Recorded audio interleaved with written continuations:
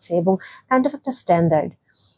এবং এই জিনিসগুলো নিয়ে আমরা খুব বেশি গর্ববোধ করি যখন আমরা পাবলিকলি কোনো সোশ্যাল প্ল্যাটফর্মে এসে কথাগুলো বলি, কারণ আমরা মনে করি অন্যদের এই সাহসটা নাই, আমার এই সাহসটা আছে, এজন্য আমি বুক ফুলিয়ে খুব গর্বের সাথে কথাগুলো বলতে পারছি। এবং আমাদের কাছে এটাই নর্মাল জীবনযাপন হয়ে যাচ্ছে এবং এটাকে আমরা খুব নর্মাল হিসেবে ধরছি। বাট একটা জিনিস আমরা এটা খেয়াল করি না যে আলটিমেটলি আমরা পুরোটা সময় ধরে আমাদের এই লাইফস্টাইলের জন্য আমরা খুব বাজেভাবে আমাদের রিলেশনশিপে সাফার করি। এবং শুধু তো আমি একা সাফার করি না, আমি যখন আসলে এরকম ভাবে একটা আনহেলদি লাইফে জড়িয়ে যাচ্ছি, স্বাভাবিকভাবে এই লাইফটা খুব বাইরে থেকে চাকচিক্যময়, খুব জাঁকজমক থাকে, অন্যরাও এটাতে ইনফ্লুয়েন্স হয়ে যায়। এবং যখন আপনি একজন সেলিব্রিটি বা একজন ইনফ্লুয়েন্সার বা একজন মিডিয়া ব্যক্তিত্ব, আপনার একটা দায়িত্ব থাকে যে আপনি কোন জিনিসটাকে প্রচার করবেন। কারণ একটা 17-18 বা একটা 15-16 বছর বয়সের মেয়ে বা ছেলের এই বুদ্ধিমত্তাটা আসলেই থাকে না যে সে যেই জীবনটার দিকে যাচ্ছে ওই জীবনটা কি তাকে আগুনের দিকে টেনে নিয়ে যাচ্ছে, যেখানে সে প্রচন্ড কষ্ট পাবে, এক একটা হার্ট ব্রেক তাকে প্রচন্ড রকম ভাবে হতাশার ভিতরে ডুবিয়ে নিয়ে যাবে, যেখানে তার অসংখ্যবার মনে হবে জীবনটা শেষ করে ফেলি, নাকি সে আসলে একটু পরিশ্রম করে একটা সুন্দর জীবনের দিকে যাবে, মিনিংফুল জীবন, যেখানে সে একটা উদ্দেশ্য খুঁজে পাবে। সো রিসেন্টলি একটা ভিডিও আমার চোখের সামনে আসলো এবং আলটিমেটলি অ্যাকচুয়ালি আমার টিম এটা নিয়ে কাজ করছিলেন। সো এই ভিডিও নিয়ে আজকে এই টপিকটা আমরা করেছি এবং এই ভিডিওটাতে আপনারা খুব সুন্দরভাবে আমাদের সমাজের কিছু প্রতিচ্ছবি পেয়ে যাবেন। একটু জাস্ট একটা গ্লিমস আমরা দেখি। কত বছর বয়স থেকে প্রেম করতেছো? 3 বছর? when I was 16, 16 বছর বয়সে 16 বছর বয়সে ফার্স্ট, মানে ওইটা কি ডেট আলা প্রেম ছিল নাকি এমনি জাস্ট দেখা? ওইটা একটা অ্যাস্থেটিক প্রেম ছিল। এটা কি নান্দনিক প্রেম ছিল। নান্দনিক মানে কি? নান্দনিক সৌন্দর্যে ভরা হাই একটা হ্যালো প্রেম। করব আমরা এরকম? দূরে থেকেও ছিল, চিঠি লেখাও ছিল, যার জন্য আমি খাবার রান্না করেও Oh my পাঠিয়ে God, দিতাম তার রান্না অফিসে। করতে পারো? কিন্তু আমি অনেক ভালো রান্না করতে কিন্তু পারি। এটা সবাই মনে করে তুমি রান্না বান্না কিছুই আছে। আমি সব রান্না করতে পারি আলহামদুলিল্লাহ, এভরিথিং। আর আমি যাকে ভালোবাসি তার জন্য জীবন দিয়ে দিই সব, anything for that person. But এই জন্যই তো এখনকার ছেলেদের আমার ভয় লাগে, আমার অনেক ট্রাস্ট ইস্যুস কাজ করে। একদিন 2 দিন তোমার সাথে হাই হ্যালো করার পর তুমি দেখবা আপু 1 সপ্তাহ পর থেকে তাদেরকে আর ওইভাবে পাচ্ছ না। কেন? Because they are motherfucker assholes. তুমি কাকে বিলিভ করবা বলো? কাকে ভালোবাসবা? ভালোবাসা অনেক কষ্টের, অনেক পেইনফুল। সো এখানে আমার ফার্স্ট পয়েন্টটা যেটা আমি যদি ধরি, যে দেখেন উনি কি সুন্দর করে সব ছেলেদেরকে এক কাতারে ফেলে গালি দিচ্ছেন যে সব ছেলেরা খারাপ। এবং এই গালিটা ডেফিনেটলি ওনার লাইফে যেই সব ছেলেরা এসেছেন ওনারা হয়তো পাওয়ারই যোগ্য, কারণ ওনারা ওনার ট্রাস্টটা ধরে রাখতে পারছে না এবং উনিও কষ্ট পেয়েছেন এবং ওনার হার্ট ব্রেক গুলো ওনাকে বারবার ফেলে দিয়েছে। এবং উনি যে আসলে কষ্ট পেয়েছেন তার একটা ক্লিপ আমরা একটু দেখি। আমি অনেক মেন্টাল ট্রমাতে ছিলাম, 3 মাস হসপিটালাইজ ছিলাম ভালোবেসে। যখন তোমার নিউজটা আসলো ওটার এফেক্টটা কেমন ছিল তোমার? মানে আমি আর 3 মাস বাসায় একদম, বাসার লোকজনও তো জানতেছিল না নিউজটার ব্যাপারে, যেরকম তোমার ছবি they দিয়ে were not talking with me at all. কাউকে ট্রাস্ট করাতে পারতেছিলাম না। হ্যাঁ, আমার লাইফের সবচেয়ে বাজে একটা ফেজ ছিল তখন। আমার অনেক কাছের মানুষ তখন আমাকে ফেসবুকে ব্লক করে দিয়েছিল। ব্লক করে দিয়েছে। সো আলটিমেটলি উনি আসলে রিলেশনশিপে জড়িয়েছেন অনেস্টলি 2 বার উনি মানে মন থেকেই ভালোবেসেছেন এবং একবার ওনাকে কাইন্ড অফ হসপিটালেও ভর্তি হতে হয়েছে এবং ফ্যামিলি থেকে উনি খুব বাজেভাবে সাফার করেছেন এবং একটা পর্যায়ে গিয়ে তার ফ্যামিলি তাকে সাপোর্ট করেছে। কারণ উনি বলেছেন যে উনি যেহেতু পরিবারের মেয়ে বা আপনজন, ওনাকে কেউ ফেলে দিতে পারবে না। আমরা যখন এতটুকু পর্যন্ত দেখব, এখন আমাদের কি মনে হচ্ছে যে আসলে ছেলেরা খুব খারাপ, ছেলেরা জাস্ট মেয়েদের সাথে একটুখানি কথা বলার পরই তাদের একটা আগ্রহ তৈরি হয়ে যায়, তাদের সাথে পার্সোনাল টাইম কাটাবে, রুম ডেট বা ওয়ান নাইট স্ট্যান্ড বা এই জিনিসগুলোতে ইনভলভ হয়ে যাবে। এবং মেয়েরা অলওয়েজই মন থেকে ভালোবাসে এবং মেয়েরা খুব বাজেভাবে সাফার করে। তাহলে এই আপুটাই একটু পরে এটা কি বললো? হ্যাঁ, ম্যারিড পার্সনের সাথে রিলেশন করা হয়েছে, দিস ইজ ট্রু। কিন্তু জানতাম না সেটা। জানতাম একটা জানতাম না, cause he was my crush. So বিবাহিত একটা মানুষের প্রতি ক্রাশ থাকা খুব স্বাভাবিক এবং একটা বিবাহিত মানুষকে ভালোবাসা যায়, একটা বিবাহিত মানুষকে নিয়ে স্বপ্ন দেখা যায়, তার সাথে একটু সময় কাটানো যায়, সম্পর্ক করা যায়। ডেফিনেটলি এখানে বিবাহিত মানুষটার চরিত্র খারাপ, কারণ সে কেন এখানে মানে স্লিপ করলো, অবশ্যই আমরা এটা বলবো, কোনো এক্সকিউজ নাই। বাট এখানে আমার কি কোনো সেন্স অফ রেসপন্সিবিলিটি কাজ করবে না? আমি কিভাবে একটা বিবাহিত মানুষকে দেখে ক্রাশ খেয়ে তাকে ভালোবেসে তার সাথে সময় কাটানোর জন্য আমি আমি একটা সময় চাইবো বা তার প্রতি আমি আগ্রহটা শো করবো, সো আমার মোরালিটি কই থাকে? সেই ক্ষেত্রে আমি কি খুব ভালো একজন মানুষ?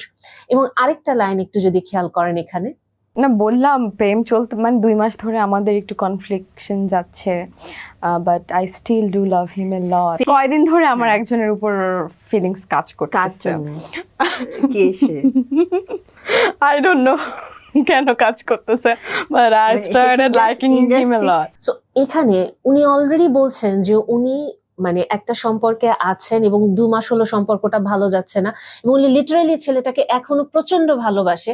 অ্যাট দ্য সেম টাইম এখন ওনার আরেকজনের প্রতি খুব ইন্টারেস্ট কাজ করছে। So, এত কনফিউশন কেন রিলেশনশিপে? এবং কেন আমি এগুলো টুকরো টুকরো করে কেটে কেটে দেখাচ্ছি?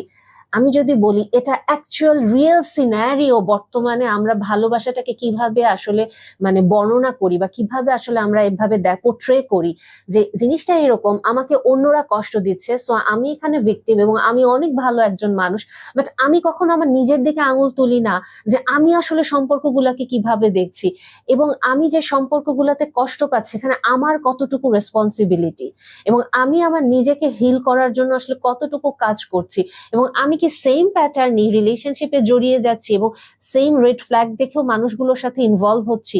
এখানে আমার নিজের কি কোনো নিজের প্রতি দায়িত্ব নেই নিজেকে সেভ করার জন্য? আমার কি উচিত না, যেহেতু আমি একবার একটা সম্পর্কে কষ্ট পেয়েছি, আচ্ছা নেক্সট টাইম আমি হয়তো বুঝতে পারিনি, আমি আরেকটা সম্পর্কে জড়িয়ে গিয়েছি, কিন্তু নেক্সট টাইম আমি কষ্ট পেলাম, সো আলটিমেটলি আমি কেন সম্পর্কে কষ্ট পাচ্ছি বারবার এবং আমি কেন সেম রেড ফ্ল্যাগ যুক্ত মানুষের কাছে যাচ্ছি? আমার কি কোনো ভুল আছে? আমাদের কি কখনো উচিত না আমাদের নিজের দিকে আঙুল তোলা?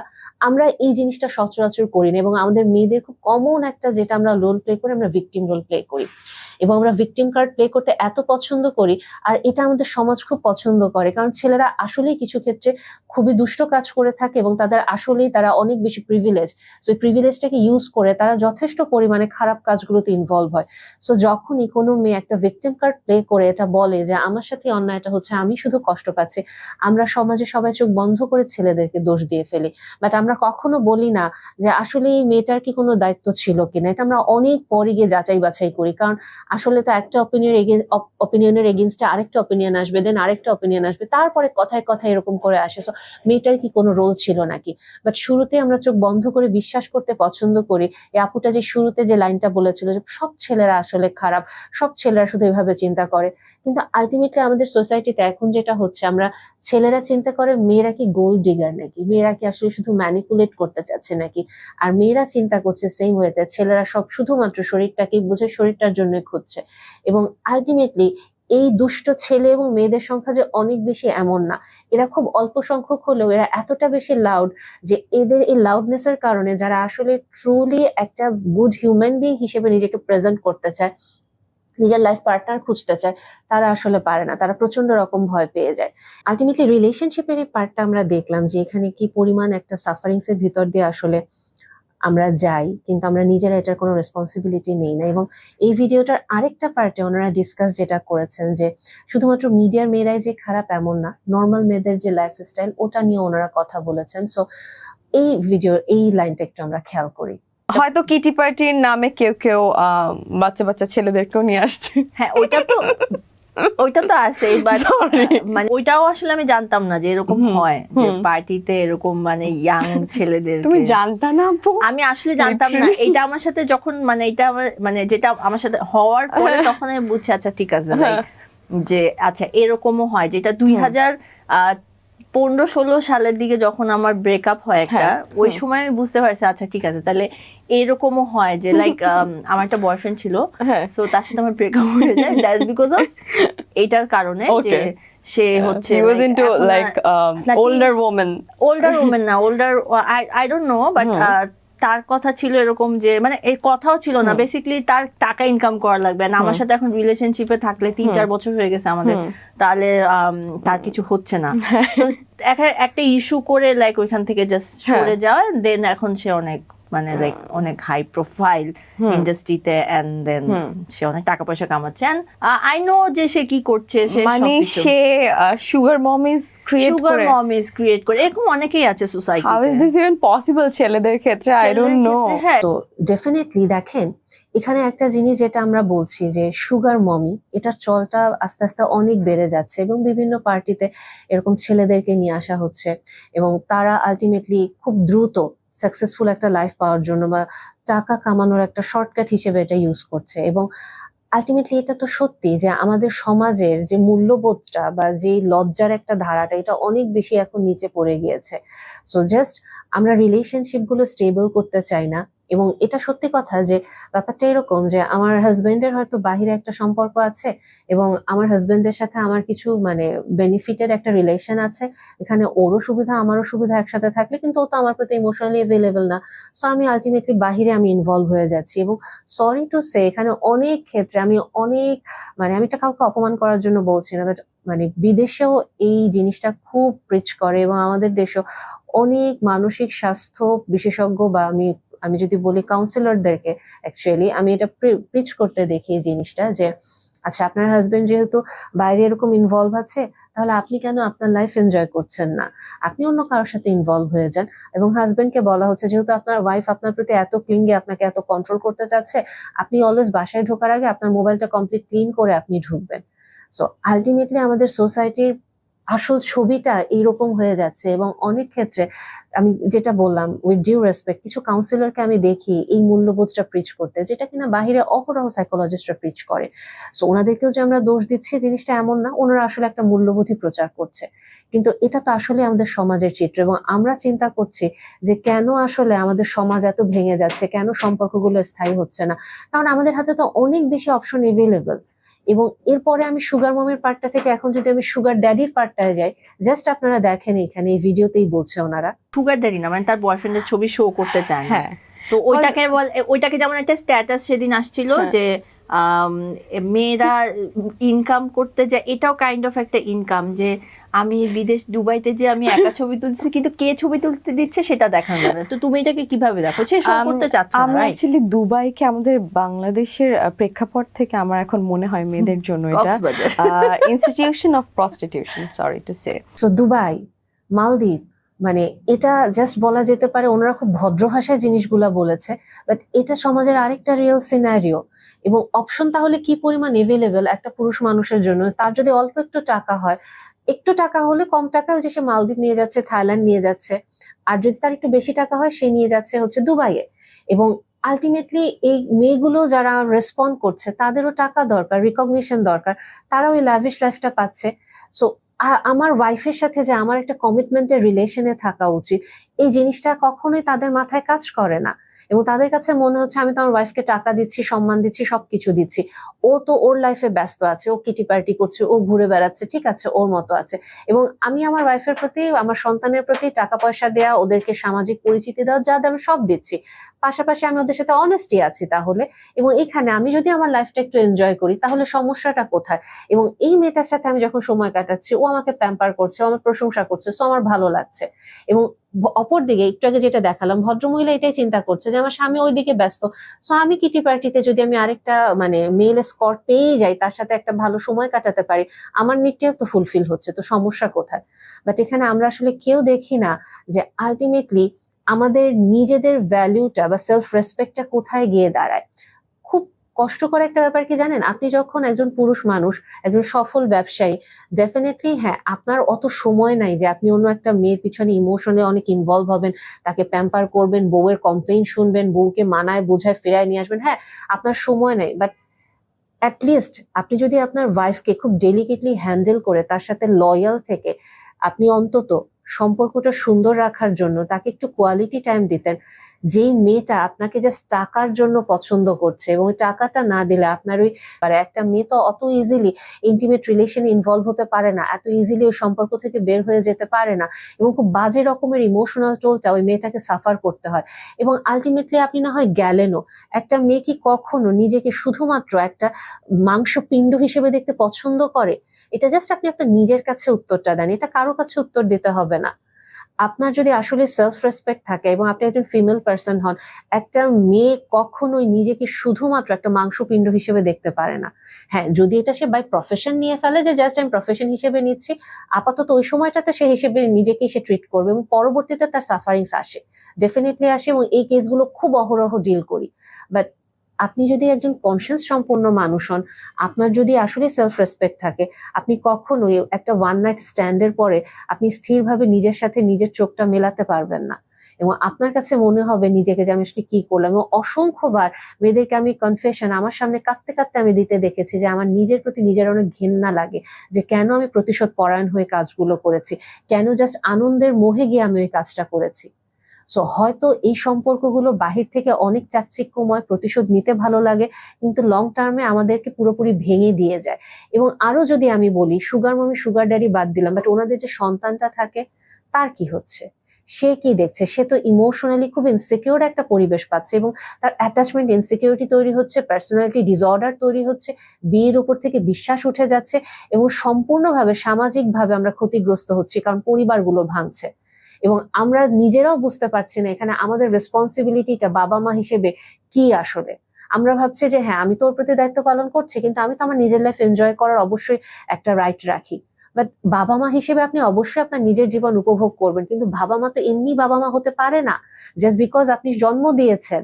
কারণ আপনাকে কিছু দায়িত্ব আপনার সন্তানের প্রতি পালন করতে হবে, এবং আপনাকে এই জিনিসটাও মাথায় রাখতে হবে কেন আপনাকে ধর্মীয় ভাবে এত সম্মান আল্লাহ সুবহানাহু ওয়া তাআলা দিচ্ছেন।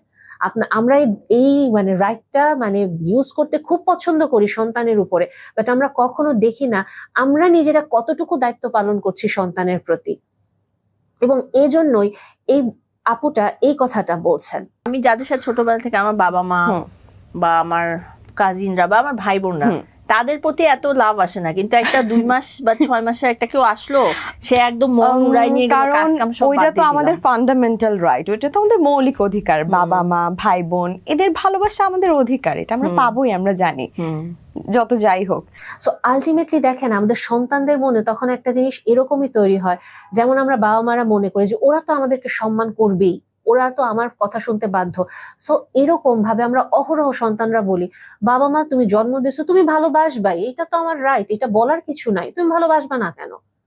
কিন্তু আমরা আসলে কেউ কারো প্রতি কৃতজ্ঞতা প্রকাশ করি না, কেউ কারো প্রতি আমাদের যে রিয়েল যে রেসপন্সিবিলিটির জায়গা, ওটা আজকাল আমরা পালন করিই না। আমরা জাস্ট সবাই নিজেদের জীবন উপভোগ করতে চাই, এবং আমরা জাস্ট আমার যতটুকু দরকার আমি অতটুকু আদায় করে নিয়ে নিজের মতো থাকতে চাই। কিন্তু দিন শেষে আমরা যে কি পরিমাণ বিষণ্ণ একটা জীবনের দিকে যাচ্ছি, আমরা নিজেদেরকে কি পরিমাণ যে কষ্টের মুখে ঠেলে দিচ্ছি, এবং কতবার যে আমরা নিজেরাই আত্মহত্যার চিন্তা করি, আমরা এটা নিজেরা কখনো অন্যদের সাথে শেয়ার করি না, এবং কখনো আমরা দেখি না যে কেন আমাদের জীবনটা এরকম হচ্ছে। এবং যখন বাবা মাদেরকে সন্তান বলছে তোমার জন্য আজকে আমার এই অবস্থা, বাবা মা বলছে তোমার জন্য আমি আমার লাইফে এগুলো করতে পারিনি, একটা ব্লেম গেম শুরু হয়ে যাচ্ছে। সো এটার আসলে গোড়াটা কোথায়, থেকে আসলে আমাদের এত বেশি সমস্যাগুলো ক্রিয়েট হচ্ছে? সো আমি যদি বলি যে আমরা সবাই টেম্পোরারি গ্র্যাটিফিকেশন পেতে চাই, আমরা জানি না কোথায় আমাদেরকে থামতে হবে, আমরা সবাই শুধুমাত্র একটা মোহের পিছনে দৌড়াচ্ছি, ওই মোহটা আমাদেরকে by hook or by crook আমাদের অর্জন করতেই হবে, ওই আনন্দটা পেতে হবে, আমরা কোনো লং টার্ম কনসিকোয়েন্স দেখি না। আমরা রিলেশনশিপে জড়াচ্ছি, কোনো রেসপন্সিবিলিটি নিব না, আমার হার্ট ব্রেক হচ্ছে, আমার কি রেসপন্সিবিলিটি ওটা দেখবো না, অপর পক্ষের মানুষের দোষ। আমার ইচ্ছা হচ্ছে আমি অন্য একটা মেয়ের সাথে জাস্ট ঘুরতে চলে যাচ্ছি, কারণ আমার টাকা পয়সা আছে, এবং সেটা দুবাই ট্রিপ হোক, যে কোনো ট্রিপ হোক, আমার টাকা পয়সা আছে, হাজবেন্ডের টাকা পয়সা আছে, আমি একটা কিটি পার্টিতে আমি একটা মেল স্কর্ট নিয়ে চলে আসছি। আমার বাচ্চাকে কিভাবে সময় দিতে হবে আমি ওটার দিকে তাকাবো না, এবং বাচ্চা বলবে বাবা মা ভালোবাসবেই, এটাই দায়িত্ব। সো আলটিমেটলি আমাদের সমাজের সিনারিওটা কি দাঁড়াচ্ছে? এই ভিডিওটাতে আপনারা হয়তো এই আপুটাকে অনেক আপনারা ব্যাশিং করতে পারেন, বাট একটা জিনিস কি, এই আপুটা জাস্ট আমাদের সমাজের একটা প্রতিচ্ছবি।